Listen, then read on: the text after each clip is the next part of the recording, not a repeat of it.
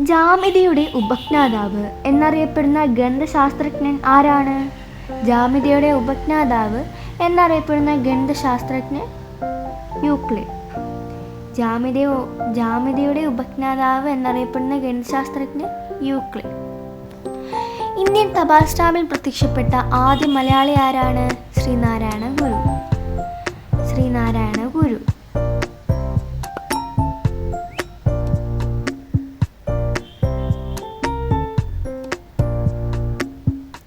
മലയാളിയായ NS Madhavan football കളി പശ്ചാത്തലമായി എഴുതിയ ഏറ്റവും പ്രസിദ്ധമായ ചെറുകഥയുടെ പേരെന്താണ്? ഹിഗിറ്റ.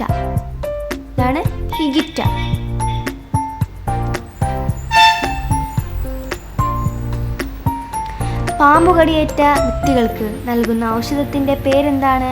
പാമ്പുകടിയേറ്റ വ്യക്തികൾക്ക് നൽകുന്ന ഔഷധത്തിൻ്റെ പേരെന്താണ്? ആൻറ്റിവെനം.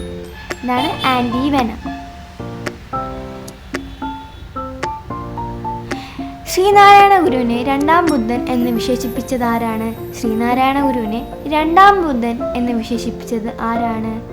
ജി ശങ്കരക്കുറുപ്പ്.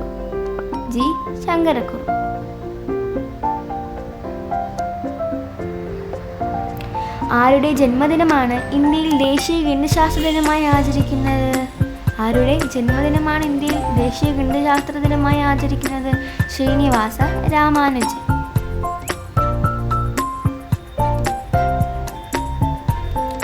ഹോക്കി മാന്ത്രികൻ എന്നറിയപ്പെടുന്ന ഇന്ത്യൻ കളിക്കാരൻ ആരാണ്? ധ്യാൻചന്ദ്.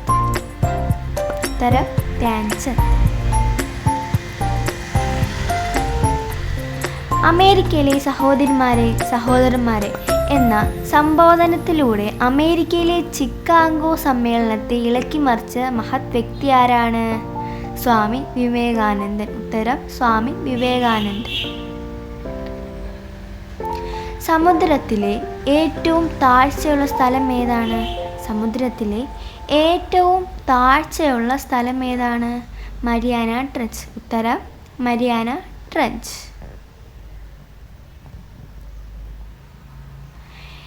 LPGയുടെ പൂർണ്ണരൂപം എന്താണ്? ഉത്തരം ലിക്വിഫൈഡ് പെട്രോളിയം ഗ്യാസ്.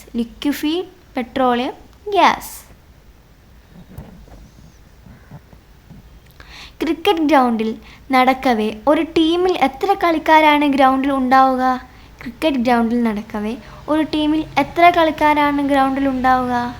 11.